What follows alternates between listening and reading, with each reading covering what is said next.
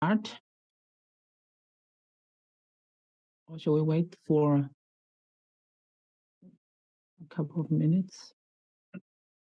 Let's start blending, right? Because you will also introduce the HUPO everywhere, so we can wait there.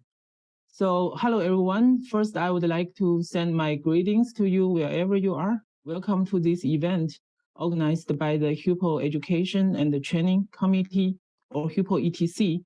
And we are proud to continue this ETC Stylish Academic Writing webinar series today, which is already the third one. So this webinar series aims to help students and trainees to improve their scientific writing skills. Please stay tuned for our future webinars. My name is Yangshan Liu. I'm assistant professor at Yale University. The other two panelists joining me today are from the ETC committee as well. Blending Tajarin from Cedar Sinai Heart Institute, a senior postdoc in the Van Eyck Lab, and then Deputy Jiaso Kongbu, the scientific curator from PRIDE team and the EBI. So there is really no need to introduce today's speaker to the audience because Rudy is such a well-known leader in our field and mentored many young scientists. Just as the example, the Episode Lab has trained 50 faculties internationally, including myself. So just to keep it short, though, Professor Rudy Episode is now an emeritus professor at ETH Zurich, Switzerland. He was trained firstly at the University of Basel and completed his education at Caltech. He was then a faculty in the University of British Columbia and then the University of Washington, and co-founded the Institute for Systems Biology in Seattle. In 2004, he was recruited to ETH Zurich, where he established the Institute of Molecular Systems Biology. Rudy's lab has pioneered several widely used techniques and tools that have contributed to today's proteomics research. His publications have been cited almost 200,000 times, with the H factor of 214, according to Google Scholar. He has co-founded several companies as well, and Rudy received numerous awards such as the Marshall Benoist Prize and many others. So, okay, I will stop here. And before Rudy's presentation, we would like Blending to give a quick introduction about this Pool Everywhere website that we want to try this time so that we could have a more interactive Q&A today. So you can also use the Q&A in the Zoom link if you want to ask your questions. So let Blending start, and I will try to go to this link. Can you share your screen with the link and the QR code for Pool Everywhere, please? Yeah. To have a more interactive session with you. So we will share soon a slide in which you can see the link you can use to join the Pool Everywhere platform from your phone or from your computer. And you have also a QR code that you can scan to jump directly into the Pool Everywhere platform. You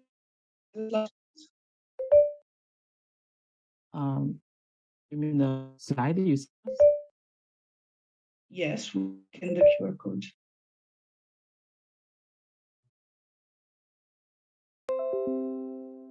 I cannot see your screen.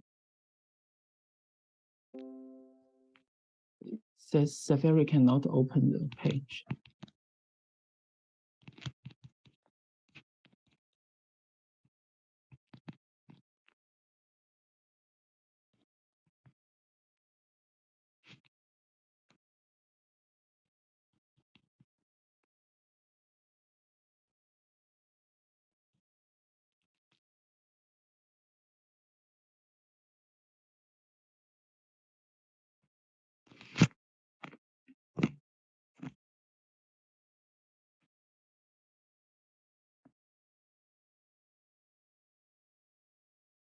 So let us know in the chat if you're able to join the Pool Everywhere platform. In theory, you should see a slide. I can see some answers coming. You can see a slide with a map, and we would like to turn directly into a map that Yansheng should be able to share soon.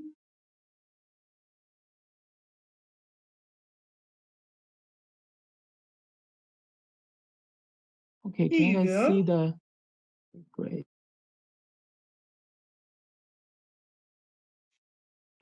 Okay, so we have people mostly from Europe. We have people from Asia. I can see people from Australia. I can see people from Canada, from US. Nice. Welcome, everybody. Okay, then because this panel is dedicated to help early career scientists, we have a little bit of interest for the position you're currently at.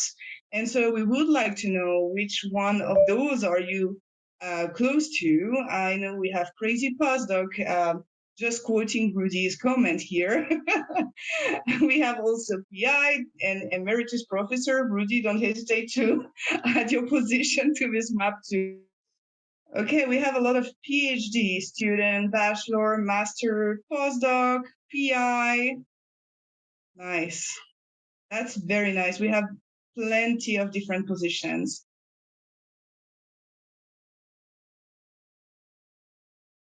I'm surprised we have that number of bachelor and master. Thank you for joining us, also for you. And we have a lot, of course, of PhD. Makes sense, I would say. I think we will stop here for the moment. Thank you all for taking this journey with me. And today, as it was mentioned, we have the pleasure to welcome Rudy's to make a talk about how to develop your career with writing. So, Rudy, stage is yours now. Okay, thank you. Let me first try to share the screen.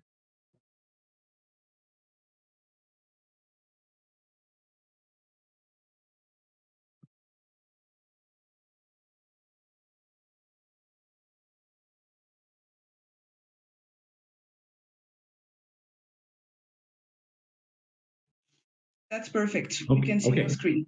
Okay, great. Thank you. Yeah, thanks for everyone for joining in. I think this is HUPO should be commended, and the group that organizes these events, because it addresses an important issue in everyone's career, and that is how to write papers. Now I need to quickly get out of this because I need to close the window. Okay. So I tried to already in the title emphasize how important writing is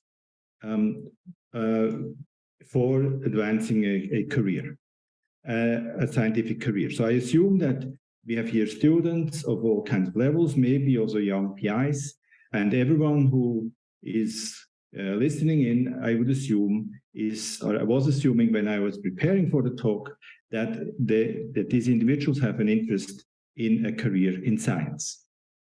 So there is significance of writing papers is, of course, apparent to everyone probably, but I wanted just to make it again very clear. Research papers are critically important for a career in science. Critically important means no papers, probably no academic career. So that's what I mean with critical.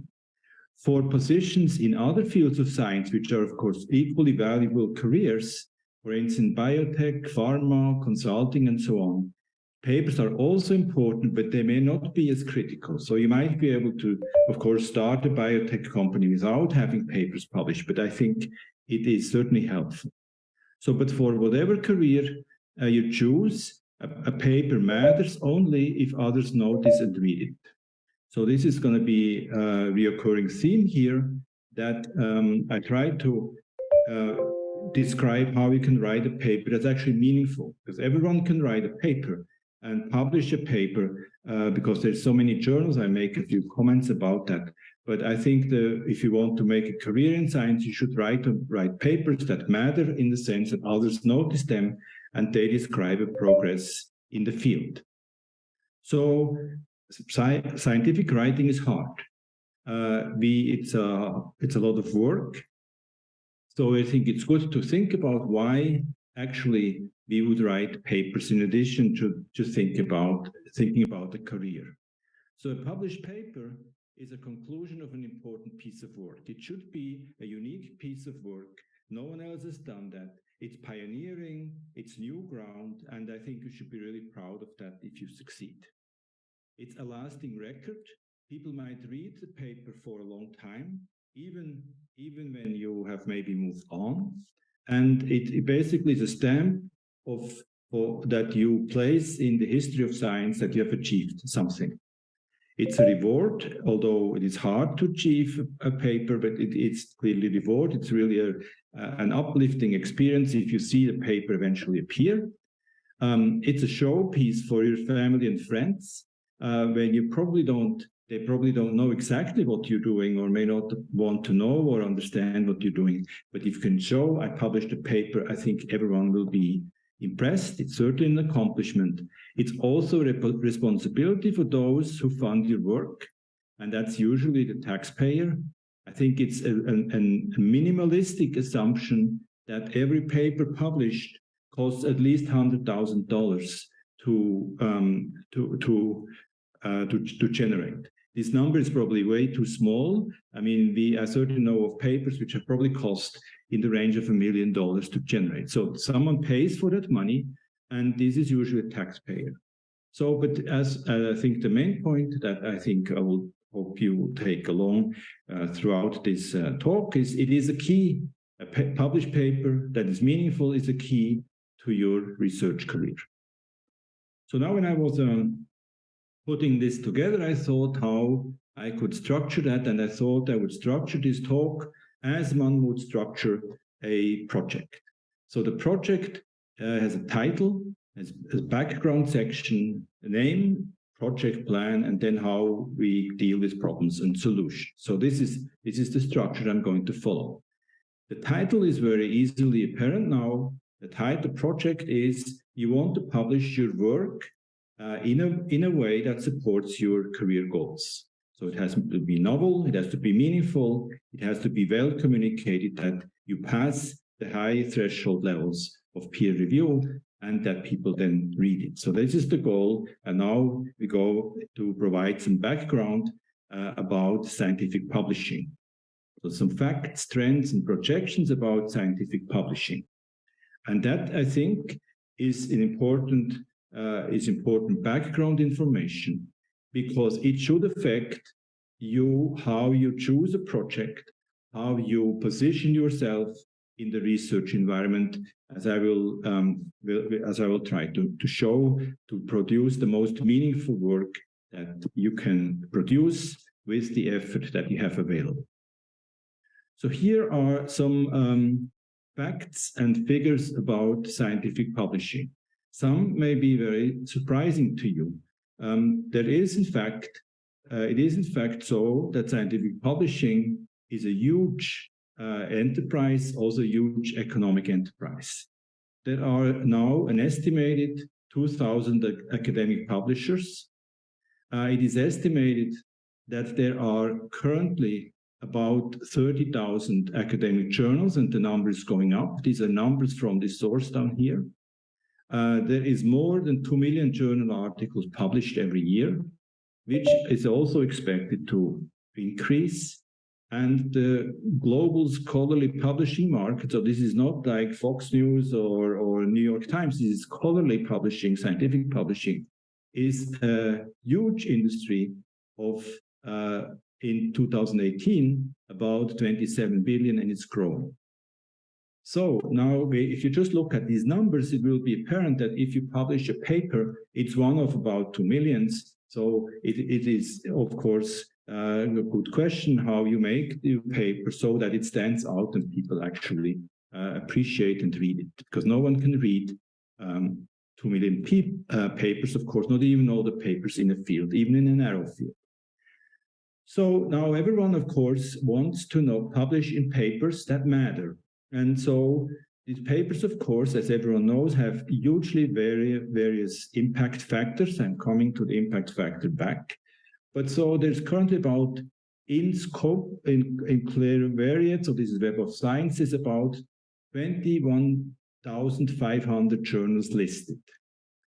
Of those are about 1,000 biology journals, And of those 1,000 biology journals, 1,005, 85 have an impact factor of 10 or more. So you already see that there is a huge discrepancy in the impact factor of journals. And everyone, of course, wants to publish in journals that have impact factor of 10 or higher. But this is a very, very high threshold. And if you look over here, what these highest impact factor journals are, these are mostly either reviews or these are journals from the well-known Cell, Nature, and Science class of journals. So what I'm trying to say is that with this, if you generate work that is worth publishing, even if it's not published in these 85 journals, biology journals with impact factor 10 or more, you're still in an elite class. So because about 2,400 journals have an impact factor of 1, and these are the ones one should certainly go for. But there is also, it's a remarkable fact that comes out of Web of Science, that there is 19,000 of the 21,500 journals listed that have an impact factor of less than 1. So that means the papers are in average cited less than 1, and these of course are the journals one should try to avoid, because no one basically reads them if the goal is to do a career in science. It's fine to publish in these journals if one wants to bolster the CV, but if one wants to have an impact, obviously the impact from these journals may not be so high. So now who reads these all these millions of papers published? There's a lot of scientific papers out there. One estimate, this is from a study that was published in 2007, down here, says that not many people read articles. Half of academic papers are read only by the authors, the journal editors, and the studies author and the studies authors write. So no one outside the people have to write them and read them. This is, of course, these type of articles will not have a great impact. It should be pretty obvious. Now a comment about impact factor journals, which to some extent puts what I just said in perspective. There is journals that publish very different numbers of articles. And here is a graph that shows the number of articles published by +1 is in thousands of articles on this axis. And Nature, which of course is one of the journals with the highest impact factor, and they publish very few articles.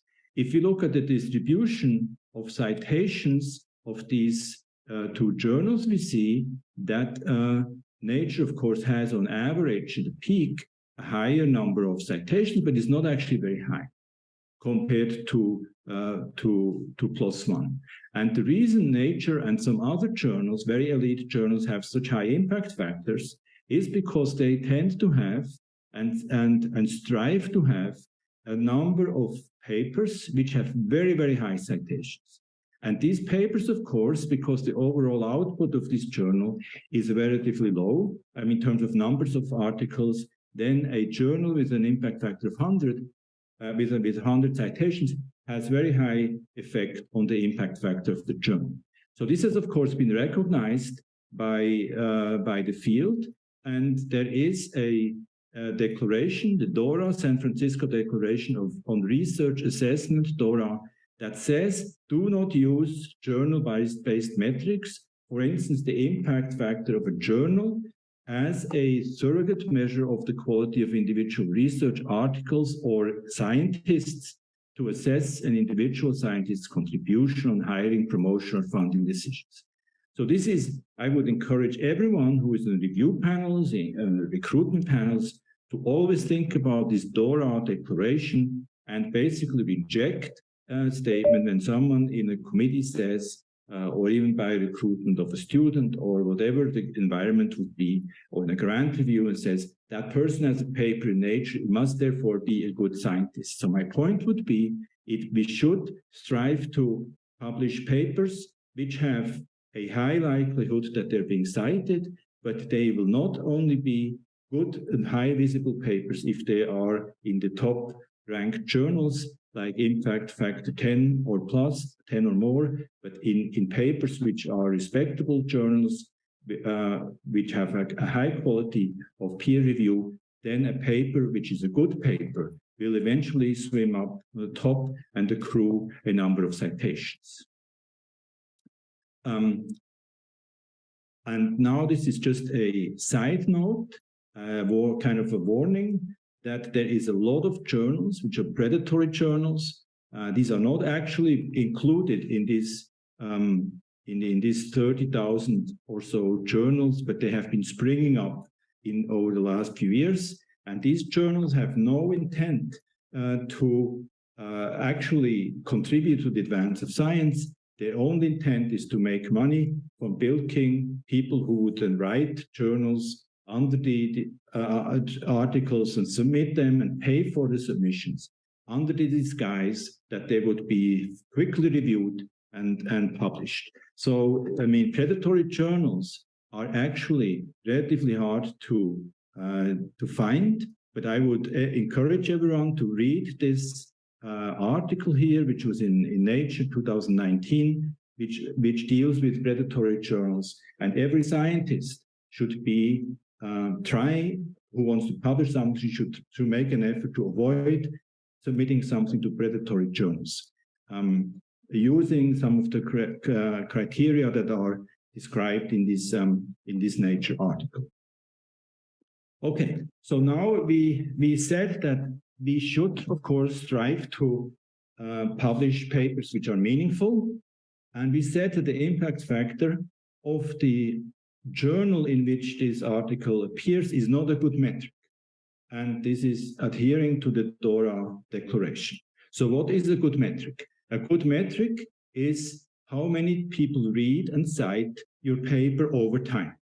Now you might say, well, I don't have the time. I'm a postdoc and I'm looking for an initial assistant professor appointment, and it takes time to accrue a citation. This is certainly true, but it is also so that if a paper is read, and come back to later on how you can make sure or at least facilitate that the paper is read, that citations will relatively quickly start to accrue if the work is considered worthwhile. Now I just want to make a few comments about citations again, because there is also a lot of misconceptions. This was again from Nature, an article they once wrote. It's now a while back, but it is I found it quite striking. So let's assume that someone would make a copy of the front page of every paper published up to 2014. And then you would make a pile of these front page photocopies and then basically ranked by the citations they accrued.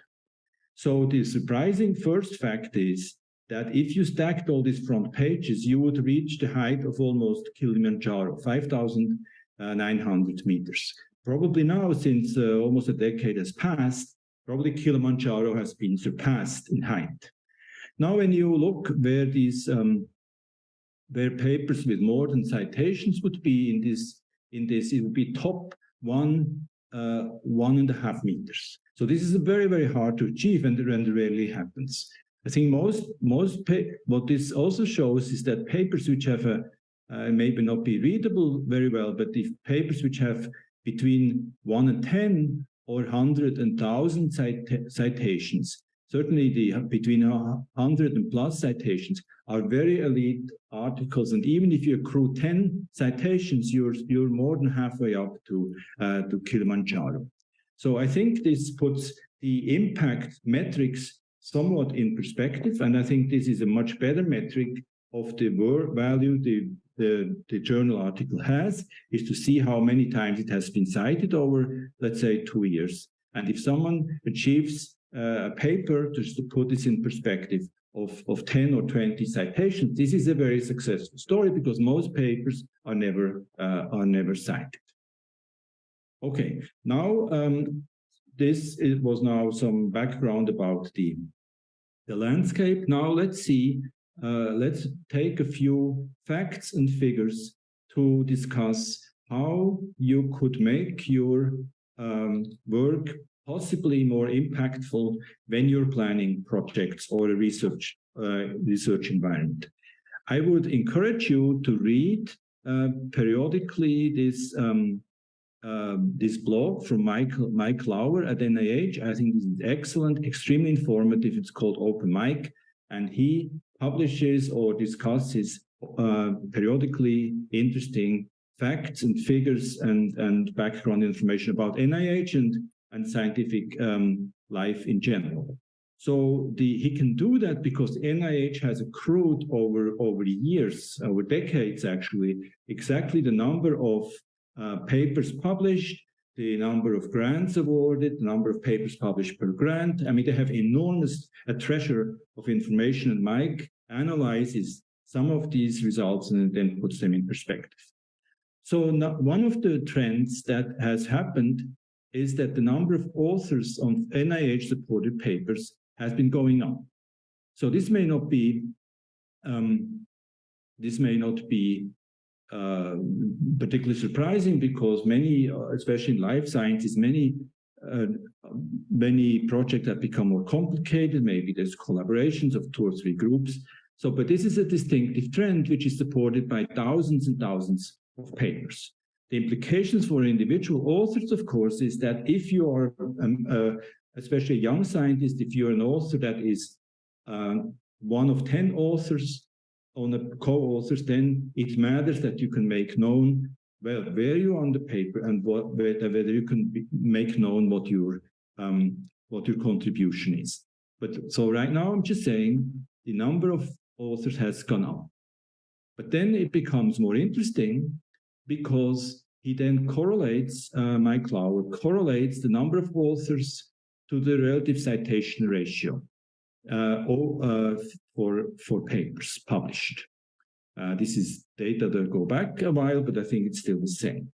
So what we see here, that if you're striving to do impactful work, it appears that the more authors are on a paper, that means probably people who are contributing to a paper, to a story published in a paper from different angles. So the more authors they are, the more impactful the journal article generally gets as a trend, of course, as a broad distribution. And this is interesting, of course, for students and for young investigators when they, for instance, would think about whether they should collaborate with someone in a related field. The data here shows that this might actually make sense to collaborate, to pool resources and knowledge to publish a paper that has more authors, but is also more impactful. I mean, this is, of course, for very rare that there's hundreds of authors, but in the life sciences, in this domain here, between 5 and 10 authors is actually a number that is very frequently occurring. And then we can also ask, this is now data from a large program in Switzerland, where we were forced at the end, or enticed, so this was called Systems X. It was a systems biology program, and one of the mandates was that every paper that was published out with that funding mechanism would have a scientist from more than one scientific field. And then at the end, we were forced or asked to do a bibliometric analysis, which was done by the University of Leiden, who have a special department which measures the impact of papers on the scientific literature. And I just wanted, what they did here is they took papers, this was 580 papers published by this consortium over its duration. And they then created control groups or reference groups from scientists in Germany, the UK, and Switzerland, which have similar research fields, similar publication strategies and culture. And then they measured what were the impact of the papers published by these different groups. So I can go here to this number, which this is what fraction of papers from these respective groups were published in the top 10% of citations. So if this number was 10%, they would publish exactly as the average. one would expect. But so each one of these groups surpassed the average, basically was doing more impactful than normal or the average. And we can see here Germany was higher than average, the UK was higher than average, Switzerland was higher than average. But this Systems X group of papers was 3 times higher than the average expected impact of the papers. And we think that this was due to the fact that people were forced to collaborate from different fields, for instance, from physicists or computer scientists, biologists, and so on. So what I try to say here is just that the impact can be to some extent engineered if one considers from at the beginning of a project how the project could be structured, and projects that are at interfaces draw from knowledge from different fields and probably use different tools and approaches have a tendency to achieve a higher impact. So this is basically the introduction, and what I try to show is that scientific publishing is an enormous enterprise. The career value of research papers varies greatly from 0 impact to great impact. The career value of papers depends on the contents, but it can also be influenced by the type of research and the structure of a project. So I think if a project tries to incorporate some interesting or innovative parts that might be borrowed or generated through collaboration, this is a benefit. Career building papers can also be published in lower impact factor journals, but it takes longer for their value to appear. So that citations versus impact factor discussion, citations are clearly better, not perfect, but it's clearly better than the impact factor of journals. And high impact life science projects have become more complex and interdisciplinary. There's a clear trend supported by this analysis from Mike Lauer. And so I think team science generates tendentially higher impact research results, but it is more difficult to identify the contribution of each author. Okay, so this was some background which I try to address in some of the comments about the next parts of this presentation. So again, let's go to the general aim. The general aim to build a publication record that supports the intended scientific career. This is what we try to achieve in this project or this talk, structured along the lines of a project. What I just tried to say before is that we can generate or write down or declare some specific aims. Define the intended career, of course, everyone has to do that, and then select a research project and host group or environment that are aligned with this intended career goal. So these two I'm not going to discuss, but I already tried to show with some of these graphs about what type of research may be particularly impactful, how one can possibly structure a project that the papers coming out are particularly impactful, are actually preceding the start of the project and are dependent to some extent on the career decisions where someone wants to work, in which environment, in which research group, and so on. But so I will not describe this further. These are preliminary steps, and I assume everyone has already chosen where they work, and they have chosen their field of research, have chosen their environment.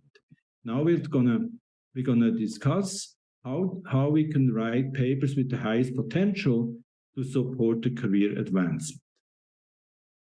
So the project plan would be write papers with the highest potential to support a career advancement. So now I make some comments about these points here and go through one by one. General considerations is that academic writing should be is highly different from non-academic writing. So academic writing is formal, is impersonal, is objective. It should be very sharp. It should be it should be unambiguous. And the audience, of course, are fellow academics, and you don't need to entertain them with a paper, you need to inform them. Whereas if one is addressing in non-academic writing a general public, maybe the entertainment factor and capturing the attention is more important. But here it is really the purpose is to communicate knowledge. The aim is to present warranted information arguments. One should use very sharp language, formal language, and well-defined words. One should think about what does the word mean, and not, which is of course, it's not casual writing. And it is good to use short sentences and standard structure, and we'll come back to the structure of the paper, which is in a few minutes. And of course, a big difference between scientific and non-scientific writing is that every statement that is written in a research paper has to be supported either by the data that are shown or by references. And one cannot just make up some statement that one puts in to make the text flow better. So these are general comments about the distinction between academic writing and non-academic writing. So these are now a few points that I think want to emphasize, following up from this previous graph. The easier and more clear you make the text for the reviewer and reader, the better the paper will be treated. So you have to think about that initially when you submit the text, the reviewers will have to read it. If the reviewers have to scratch their head for hours to figure out what you meant with the wording, even if the contents is absolutely super, then they will be negatively inclined. So to make it easier for the reader, for the reviewer, but also, of course, the reader later on, it is worthwhile to try to work really hard to make the statements clear and not as clear as possible. Every word has meaning and every word counts. One should not make it too wordy, the text. One should really put the words down that mean something and really stick to these words that are counting, and try to avoid ambiguous words. Use clear technical writing. The less ambiguity is, the better, even if it may appear repetitive at times. So we're not trying to write prose which has to look beautiful and where beautiful sentences are constructed. The main meaning, the main task is to write clearly and convey information. So a scientific paper is not a piece of art. And consider a paper a scientific story you're telling to an audience. And I think it's a good rule to have one paper, one message, so that then one knows, the reader knows what the message was conveyed, and then it is understood and not a convoluted story. So then I think a very critical point in my experience is prepare before you start writing. I experienced many times that students and postdocs say, now I want to write a paper, they start writing, but they actually don't have the story in their mind. So I think good steps would be to define, maybe together with your supervisor or colleague from the department, when the work is complete and when the writing should begin. If the work is not complete, if one starts writing, then it is not going to, it's basically a waste of time, because one always has to come back to the same text. Get the science story you want to tell clear in your head before you're starting to type. Do not develop the story in front of the computer. I think it is stressful if one sits down and says, I want to write something, and then the story is not really conceived yet, and then one starts to write, and then one says it's the wrong track, has to erase, and so on. So this is, I think it's very good advice to say, I need to first get the story, I need to be able to explain it to someone, so tell the story to someone. Talking is much easier than writing, and also to revise the story. This could be through a presentation to a lab, friends, family, if necessary, the cat. But I think you should, before you sit down and write text, you should be able to explain in words what this paper is about to someone else, even if it's just yourself. If explain it to yourself. When the story feels right, it is a time to start writing. Because if one recounts a story to someone, and then all of a sudden one gets stuck and there's a conceptual or logical gap, then one knows one has to work on the consistency of the message before one starts to put all the words down on a computer. So then some further, we move on to actually then assume now we have the story ready, and now this presents a structure of a paper which certainly in our world has worked very well. So I think it's useful to track through main topics and only the main topics through all the sections of a paper. I mean, every paper has roughly the same structure. It has an abstract, it has an introduction, has a result section, discussion section, and then some conclusions. So I think that the main topics, the main points what the author wants to make should be tracked through consistently through all these sections, from abstract to intro to results and discussion. And in the intro, the introduction should, so this helps up here, this helps to reinforce the message. The reader should already know from the abstract what is roughly coming. In the introduction, the same points would be expanded, and then the results discussion, the results should then reinforce or basically support the topics that were introduced with the results that one wants to show.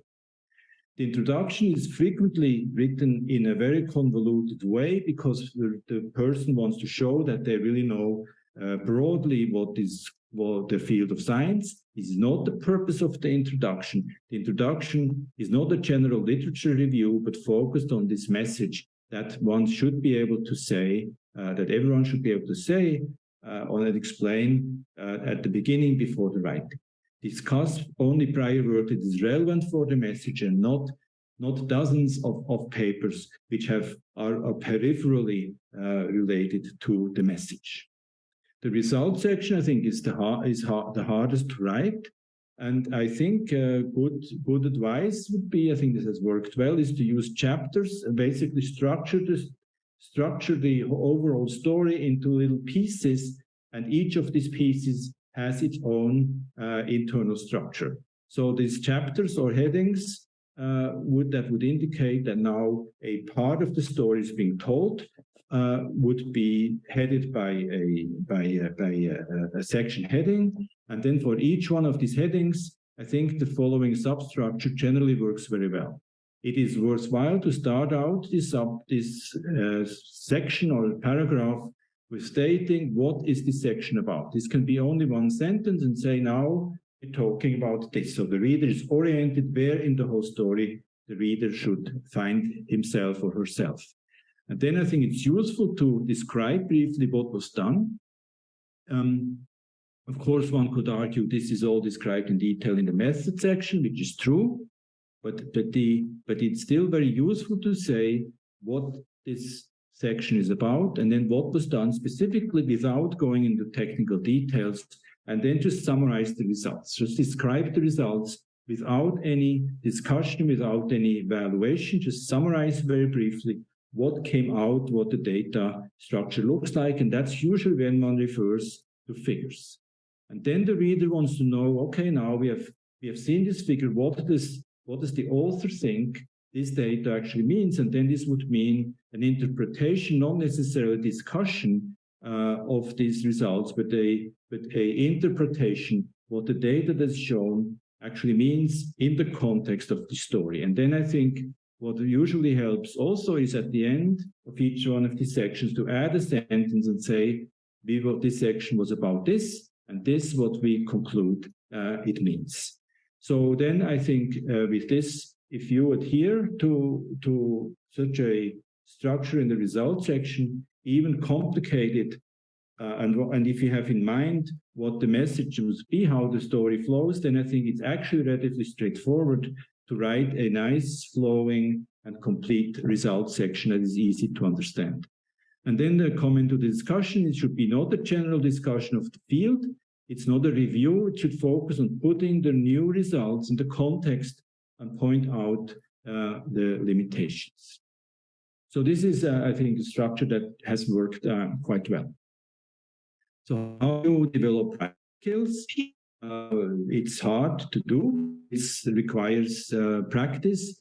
And I think the best thing is to write and then to show the text, discuss the text with someone who is more experienced, so for adaptation and to gain experience. I think also what is very effective is to practice structured talks of your work. It could be some elevator speech, or it could be, for instance, a presentation in a lab meeting that the person who wants to write a paper would be asked to say, okay, now you basically are in a position to present how you want to structure your story. And we used to do that at times in our lab, and it was amazingly effective because with the feedback from lab members, the stories could be shaped in a way that they were much more concise, flowing more logically, and so on. So I think this is, and it doesn't take a lot of effort. It's not a lot of effort to talk, it's a lot of effort to write. Then I think it's useful to practice simple, clear communication, even when the subject matter is complex. This is sometimes hard, but I think with practice this will work. It's preferable to use short sentences. This depends also on the language someone comes from. So I come from German language. We have the tendency in German to write extremely long, convoluted sentences. This is not good for scientific writing. And I think it would be also good if you would volunteer to review papers for journals, initially maybe with a supervisor, because then you see how others approach this paper writing and which papers work, which papers fail, and why papers fail. And because when you're just a reader of the papers, then of published papers, then of course you only see the good ones that actually passed peer review. But when you review papers, then you see also papers which will fail, and then you can learn probably from the mistakes these authors made. So before you submit, these are now a few points about kind of before you submit your paper to journal. It is eventually everyone approaches the stage who writes a paper and says, I just want to get rid of it. I'm tired of it. I've worked so long on it. Just send it out. I think this is not a good strategy. So because submission, revision, rejection cycles consume a lot of energy and time and should definitely be avoided. First of all, you lose a lot of time because anytime you submit to a new journal before you get the revisions back or before you get the decision back, it can be months. And of course, it's good to accelerate the publication. So how can you avoid that? Submission, revision, rejection cycles. It can be done by selecting a journal that is a good fit for the paper. As I showed very initially, there is some highly desirable papers from the impact factor point of view, from the nature, science, cell family, but also, of course, many others that are highly preferable or if one can publish in them. But they may not be a good fit. That doesn't mean your story and your science is not good. It just means maybe that the editors would say it doesn't fit to our editorial scope. So even if one has to go to a journal that has a somewhat lower impact factor, I think it's highly preferable than just to try very high and then get rejected and lose time. I think it's very good, especially for young scientists, to get feedback and advice on paper from experienced colleagues and collaborators before you submit, because then these experienced colleagues might be roughly of the type of person who reviews the paper, and so they might be able to point out limitations. And I think my experience is that experienced people in a lab, in a department, colleagues in the department, they would be more than happy, especially for young scientists, to say, okay, I'm going to read the paper overnight and give you some feedback. And that would maybe save you months of going through revisions and review. And then I think it's good to put yourself in the seat of the reviewer and anticipate or try to anticipate what the reviewers might object to. I mean, you as authors, you know the most about the story. You also know about the weaknesses, you know about the strengths. And I think if you try to put yourself in the position of a reviewer, you might say, if I was the reviewer, where would I object? What I make, for instance, a gap, and then, or something that's not clear, then you might be able to address it before you send the paper out. And then most importantly, make sure, this is actually legally important also, to make sure that every author or co-author name agrees with the paper, and then specifically with the order of authors. So you certainly want to avoid that eventually a paper is published and you forgot someone, and then you get angry letters, email, and say, well, I was contributing to that paper. And then you have to file for change of authorship and basically correction, which should be, of course, avoided. Okay, so now one of the unfortunate outcomes of submitting a paper that you have carefully written, that you have maybe discussed with colleague, it still might be rejected. So in science, rejections are frequent at all stages, papers, grants, fellowship. Everybody hates rejections. So how can you deal with that? It's unavoidable that rejections happen in a career of science. So I found this quote once, which I thought was actually very good and kind of reassuring. So this person wrote, every time I thought I was being rejected from something good, I was actually being redirected to something better. So I think what this would indicate is that one should take a positive attitude to rejections. Don't try to take it personal. The reviewers who reject your paper don't say you're a bad scientist. They don't say you made mistakes. They just say the work you submitted has generated some has flaws which have to be rectified. And I think a very good attitude is to say, I did the best I could and try to improve and try again. So then you might get feedback from reviewers. And here's a few comments about this stage. So these days, it is virtually no paper is accepted outright. It's extremely rare, and getting it through review is a major undertaking.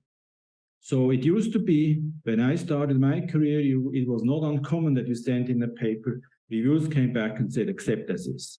In the last years, I think I've not seen that anymore. Basically, it is a long-winded process to get a paper through review. So you can expect up to 1 year from submission to acceptance. If you're a PhD student, of course, this may mean that your paper will come out, your major paper from your thesis work may come out only after you have actually graduated and maybe moved on. If you're a postdoc, this is more problematic if you want to get into a faculty position, because clearly you will have to, it certainly is very helpful for a faculty position if papers have come out. So I think you should factor in the time factor. The response to reviewers can be sometimes longer than the actual paper. This is an unfortunate development that has happened over the last maybe decade, that it basically has gone out of hand in many journals, that the revisions can take forever to do. Actually, many editors now are addressing that by, for instance, say that journals only allow 1 revision cycle, or that you can come back to this point, you can actually discuss this with editors so that the revisions that you can make are reasonable and you don't have to basically start over again. And then I think one good policy is don't suck up to the reviewers by saying, well, this is the most intelligent comment they ever heard, or so. Just address the criticism factually, because the reviewers just do their work. They try to criticize to make sure that the consistency and the quality of the work is actually correct. And so you don't have to flatter them. They do their work, and you do your work by factually addressing these comments. So now I have a couple of comments about managing the managing the process of revision. So I think a good attitude is to assume that reviewers are generally sensible people and want to improve the paper. They're not your enemy.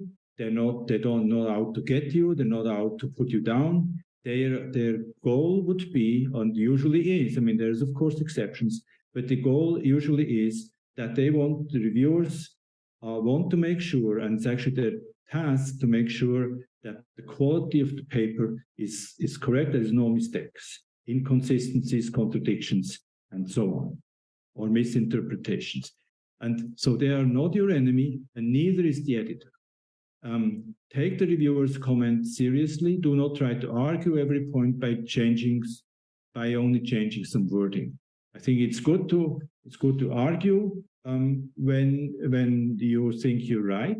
But just trying to say, I don't want to do any extra experiments and I'm just going to argue the point usually doesn't work. So I think it's good to show to the reviewer that you take their comment seriously and you're responsive. Then I think it's a good policy, especially in complex cases, to talk to the editor. Because if you don't know what the editor and the reviewers expect, you cannot talk to the reviewers, of course, but you can talk to editors. And many editors are willing to discuss with you the expectations, what should be changed in the paper to address so that it might pass the reviewers' objections. So to adjust expectations for additional data. Journals are sensitive to the cost of associated with revisions. Sometimes or frequently reviewers ask for things to be done, which are simply not reasonable because they cost a lot, they might take a lot of time, they're maybe even impossible to do, and that you can point out and discuss with an editor, and editors are usually very responsive to that because they also know that every month someone works on a paper costs money. Every time someone does an experiment that does not substantially add to the paper, this is wasted resources for science. To discuss grievances with reviewers, if you think that a competitor wants to slow down your paper, this sometimes happens. Sometimes it's pretty apparent, and this can certainly be discussed. I think it's even possible with editors to discuss a plan for the revision. So you basically would make a plan and say, I plan to address the objections from the reviewers in the following way by making the following points, the following experiments. And would you agree that if I do that, then the paper would be acceptable? And many editors are engaging in such discussions, sometimes very constructive discussions. So they basically can help you to match expectations. And the last point here is also clear. So this was now some comments about the project plan, how to actually write a paper. And now every project has also problems and possible solutions. So I'll now go fairly quickly through a list of problems that frequently occur. I mean, these are problems in the sense that that's where many paper writers fail to write their paper. And so I put them here as in a couple of categories: data, results, but no story, underestimation of time required, underestimation of effort required, effort spent in the wrong place, and the never-ending story. So for each one, I have just a couple of comments. So this would be the first point: data and results, but no story. So this comes back to the point I made before. I think it's advisable not to start writing till you can tell a coherent story to colleagues, friends, or someone else. This is simply, we will learn from that whether the story has gaps, whether it flows, and if that's not the case, then it's time on the computer is wasted. I think good experience to get a story straight is to go away, for instance, go for a walk, or sit somewhere quiet, or go for a bike ride or whatever, to construct the story in your mind. Don't sit around at the keyboard with nothing to write. I think this is stressful for most people, and then it leads to actionism where one starts writing, but the text is going to be useless. Ideally, the story in your head should be ready when you plan the experiments. That, of course, is the ideal case, so that you then, the story develops yourself. So don't just go and do random experiments and try at the end to fit it together into some kind of story. That usually is very hard. But if you at the beginning already knew, maybe discussed with your supervisor or a colleague and said, I think this is how I would like to develop the story, and for that I will do these experiments, then it's at the end much easier to write. Okay, then this is the second point, underestimating of time required. I found that as a rule of thumb, to write a page of text is about 1 day of writing. This includes revisions and so on. So the idea that one would just quickly sit down and write a paper over the weekend is simply not going to happen unless someone is extremely talented. But for most people, paper writing is a serious effort and takes serious amount of time. Many also say, maybe towards the end of a PhD thesis, well, I actually have time, I have a lot of data, and I'm going to write 3 papers. So I think this is great, but I think the good advice would be to write 1 paper at a time and forget about the other 2, but do that one and then do the next one. Just trying to do 3 times the work in parallel on 3 papers generally doesn't work. Maybe there's exceptions, but I haven't seen many. 1 paper at a time, I think, is good policy. And then I've seen I had postdocs in the lab who said, oh, I want to publish something, I will have a draft for you on Monday. This does not really work.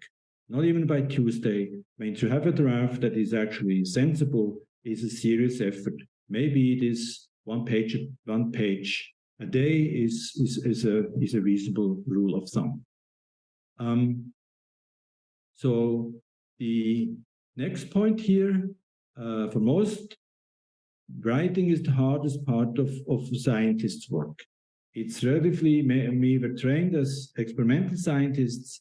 We are trained to go to the lab, do an experiment, we get very good at it, it's very social, we can chat with people, go for coffee, and this all doesn't work when we have to write, because you cannot write for 5 minutes and then have a coffee, have a chat, and then write again for 5 minutes. So I think good solutions would be get into routine, maybe by organizing a couple of hours a day or more, and then really stick to it and write during that time, get rid of distractions, create extended periods of uninterrupted time, and find a place and situation that fits you.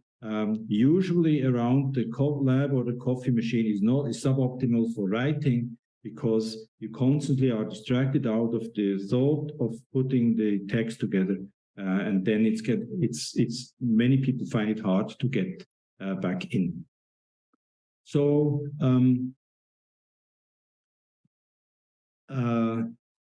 I can't read the headline here, but so the fails where papers basically fall apart oftentimes is the coherence of the story of the message. I think this is high.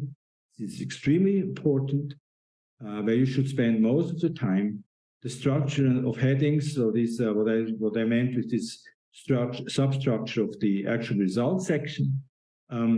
What is the section about? What was done? And then nice sentences and big words would come last. So I think from the word to make some graph, where the effort should go, I think it's conceptual is most of the time. Then putting the words into the right structure is probably second important.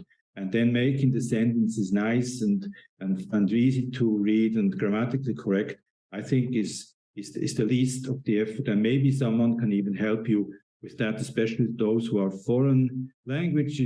Certainly someone who is English speaking might go through and make the text nice, but someone who is English speaking but not involved in the project will never be able to help you with the conceptualization of the story. Endless edits are inefficient and really, really annoying. So this is the never-ending story where someone says, I'm now have a paper, and then start writing, and then the person would do another experiment and try to fit it in. And I think this is really extremely inefficient and time-consuming. So I think it's really, again, to the point, one should only start writing if one has the story and the whole data together. So then this is, I discussed this already. And I think every science project is evolving. Of course, while for instance, a student or a postdoc is working on a project, then one thinks one has now the data together to publish, then still the story might develop. Maybe a new idea comes up and the auxiliary data are being generated. And I think this is then dangerous to get into an endless cycle. And I think it's good policy to freeze a story at one point and then say, this is now what I have, and here now I freeze it, and that's what I'm writing.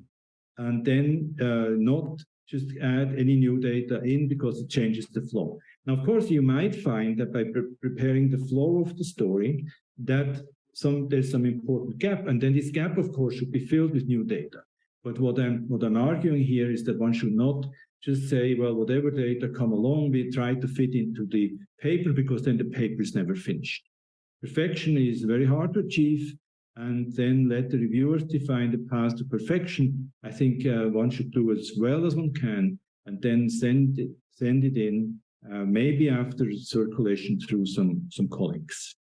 So now that this was basically potential problems and possible solution, problems which frequently occur, and I've seen many papers derailed by any of these points I just discussed. And now I'd like to basically conclude, assuming you have now done all these things very well, your paper will be published. And this is something, of course, is an achievement, and you should celebrate. But you're not done with it. Especially these days, it is not sufficient to just have a paper out. This used to be the case. I mean, there were things like current contents, when then others went through every week and read about papers published. These days, this is not the way it works, as you probably know much better than I, because I'm old and not in this so much in the social media world. But it's clearly important, if your goal is to take your valuable work, and to increase impact, you should share on social media, submit the work to conferences, for papers, for posters or for a talk. Make key people in the field aware of the work. They might cite you in a review, cite the paper in a review, which is great, because then a larger number of people appreciates what you have done. You might even write a review yourself if you have sufficient amount of information, maybe 2 or 3 papers published in a field, and then you might write a review and highlight your own work. Not, of course, not exclusively, but in the context of others. I think you should talk about the paper often within your department, so that people, or with friends, colleagues, that people know that the paper came out, and present posters on the paper content, and maybe hand out or send around PDFs, which is actually allowed by many journal editors. So I think then the same paper, kind of promoted or not promoted, might accrue more visibility, and over time also more citations, and therefore increase the impact of your work, and therefore advance your career. So with that, I thank you for your attention, and happy publishing. I wish everyone great success in the field of science and career in science. And I hope some of these comments were useful for you to avoid some of the common pitfalls. So now I think we go to discussion section. Yes. Thank you so much, Rudy, for a lot of insights and experience and very useful tips during the whole process of writing and publishing cycle. So I guess I am sure that everyone learned a lot. So it seems that we need to have a smart cat at home. I remember you had a dog, right? so so there are a lot for us to, yeah. There are lots for us. Also good listeners. Yeah, there are a lot of for us to digest and think, I think. So I actually didn't confirm with you. Are you okay that you will share the PPT with us in the future so that we could post it online to HUPO members? To share what? This presentation? Yeah, the presentation. Yeah, and that's also fine, the yeah. recording. Yeah, that will be very helpful so that we can replay and think more in the future. So I think we already had a lot of questions from this pool everywhere, and I guess we could address some highly voted questions. Okay, now I see the new winner is the top one, which has 20 votes, is what are the factors that may lead to the rejections? I think you already discussed about how to handle rejections. So can you comment a little bit about the common factors that may lead to rejection? Maybe the impact factor is too high. So there's, of course, rejections at various levels. Most journals these days, at least the ones which are good, are journals on the high, let's say high class, I mean high impact factor journals. They try to have vetting by editors or an editorial board. And so there the rejections are usually due to a lack of fit. Every journal has some kind of territory which they like to publish and be known for. And if a paper that is submitted is outside of this territory, they might reject it, even if the science is very good. And then, of course, there is the other thing is glaring mistakes or omissions, or just basically the paper is not readable because it's not clear language. And that is already pointed out by the editors. The editors are not supposed to do a quality assessment. They're not to say the paper is a good paper or a bad paper. That's what the reviewers are supposed to do. They're supposed to assess the scientific quality, but sometimes, of course, the paper is so convoluted and poorly written or outside of the field that editors will turn it around. So that's the first place where papers are rejected, and the grounds they usually, as I just discussed. And then if the editor decides to send the paper out to referees, then the referees, they will read the paper carefully and they write a report. And the critiques that come out are usually, I mean, it could be experimental error. For instance, that someone simply made a mistake in an experiment, mistakes in the experimental design, lack of statistical power. Someone claims something and from say population studies, and the population was only 10 individuals. Then they claim something and which simply is not supported statistically, so it's more an anecdotal observation. These are very common reasons for rejection. Basically, a paper is rejected by reviewers if the reviewers did do the job, if it is scientifically not sound, and if the let's say the pieces that are not sound are minor, then it can be revised, and then sometimes someone decides, a reviewer decides that this is basically cannot be rectified, and then the paper is rejected. Interestingly enough, I mean, I followed this many times, when comparing a paper as it is originally submitted and how it looks after revision. So sometimes the revision, rebuttal letter, and all the argument is longer than the paper. I already said that. And then when you look how is the paper now different from what was originally submitted, it usually is a few sentences. So I think if a paper is going to revisions it is almost there, but one still has to convince the reviewer. And if the mistakes are grave enough, that then the reviewers will reject it. And this can be all of the points I mentioned before. Great. Yeah, to be, to have solid work first and then present it properly, I guess. That's yes. Yeah. So another question is about the Chat GPT, the AI. So I think this is now very popular since this year. So do you think that AI assistant tools would revolutionize the research writing?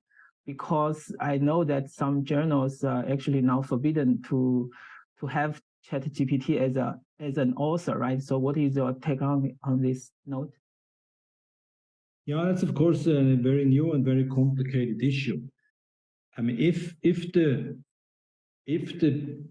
robot is simply writing the text that you would write, but maybe in a clearer way, then I think this would be actually fine.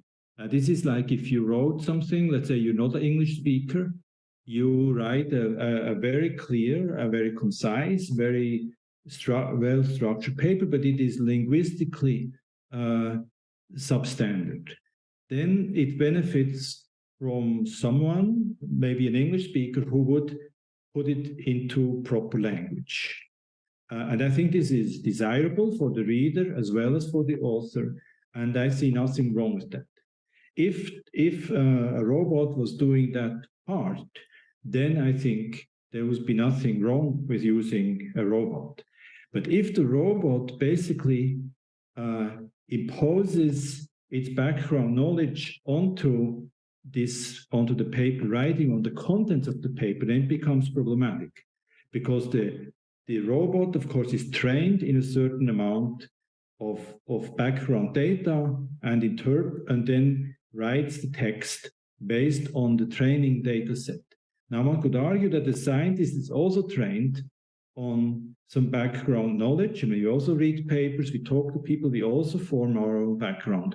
But I think the difference is that the scientist should put his mind and his intelligence to writing, formulating the text, and not a robot, because I think this is what makes a scientist that you can point out advances in the field that I think are better argued than currently a robot can. I mean, it's actually very dicey to make these arguments because it's so new. I think no one knows how this will develop. Maybe in a few years, all you have to do is make some figures, make some keywords, and send it to Chat GPT, and it writes a perfect paper. I don't know. It's new land. It's worth discussing this, but I would still think that the scientist who has done the experiment, conceived the experiment, will have a better basis to actually communicate what came out than a robot who simply summarizes a lot of background knowledge. Yeah, thanks for this. I think the writing part might be nice to be assistant from these AIs, but I also tried some very serious scientific question, and sometimes it just make the things up. So I guess we will see in the future whether they can be more accurate with information. So I will let the other panelists, Blending and Depi, do you want to ask some questions or pick up your favorite from the list? Depi? Okay. So yeah, so the next question, like we have received quite a lot of questions, and I think that shows that how people were involved, how everyone was involved, and I really like your talk. It was very enlightening. So I'm just going to pick, because we have prepared some questions in case we don't have much, but I can see like we even couldn't go to our question set, so we have a lot here. So I'm just going to pick one more. So which is like, what are the common mistakes for non-native writers? If you have any advice on that. Well, I think depends what language people come from. So I mentioned I'm coming from German language, and there the mistake is clearly to make too convoluted, complicated sentences. I don't know many enough other languages to generalize. But I think it is fair. It's fair enough if a foreign language speaker a foreign language speaker will not write the same quality of text from a linguistic point like a native speaker. But that doesn't mean that the work that's being written down is worse, of course. So I think if the structure and the content, the meaning is clearly shown, even in flawed language, that can be relatively easily rectified. So I would think that, so I cannot really answer what is the most common mistake. I think a foreign language speaker makes. I would assume the mistake is that the language is not maybe grammatically correct or linguistically correct, but I think all the other steps going through formulating the message, structuring the message, making the points in the right order, can be done in imperfect English, which can then be fixed. What cannot be fixed easily is if the underlying structure and the meaning of the paper is not clear or is flawed, then this cannot be easily fixed, and that's actually independent of the language of which languages someone grew up. So I think everyone is able, from every language background, is able to write to write the paper linguistically not perfect, but otherwise very well, and then this can be fixed at the end relatively easily. Yeah, I totally agree what you said. And not to take too much time, the second question is, it's I don't know how you're going to answer, but this is like, universities with big names get accepted more easily. Yes. So this is actually probably true. And this is also true in, for instance, grant writing. So the reviewers try, of course, to be unbiased, but I think they're not. And that's, I think, simply a fact.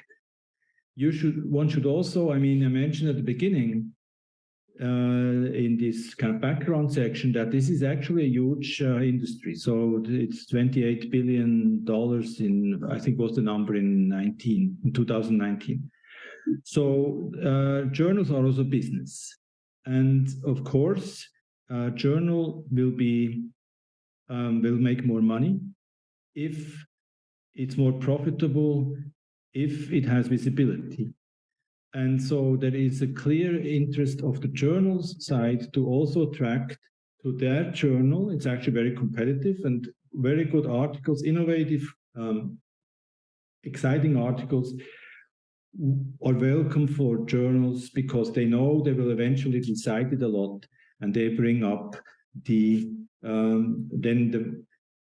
also the commercial value of a journal. So it is true that I was once involved with the forming of a new journal early on, Molecular Systems Biology, which is from EMBO Press, and they did very, very extensive analysis after a certain number of years about what factors determine the citation rate of the papers eventually. And clearly, one factor was the name recognition of the authors, and so that is, of course, then leads to maybe not voluntarily, but it leads to bias. So I think the point is that the person raised the statement or the question is, yes, I think there is a bias. I think it's not by bad will, but it's inherent in the system because it is also a profit-driven system.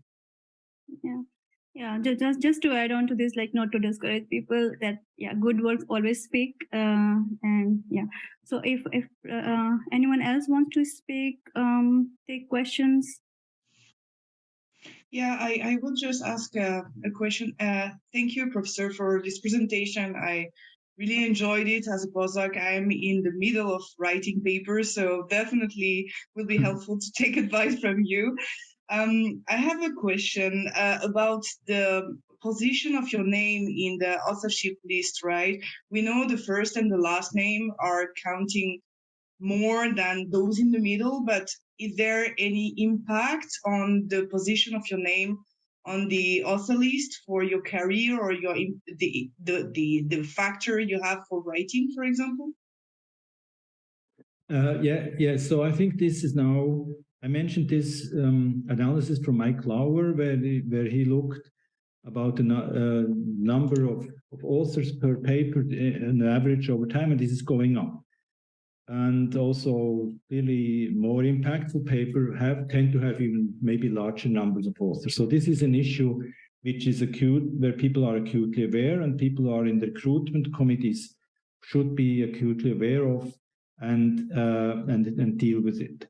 So the fact is clearly that first author or joint first author, and many journals allow now 2 or 3 joint first authors, and these joint first authors are equivalent. So if you're a joint first author among 3 and your name is listed third, you're still a first author.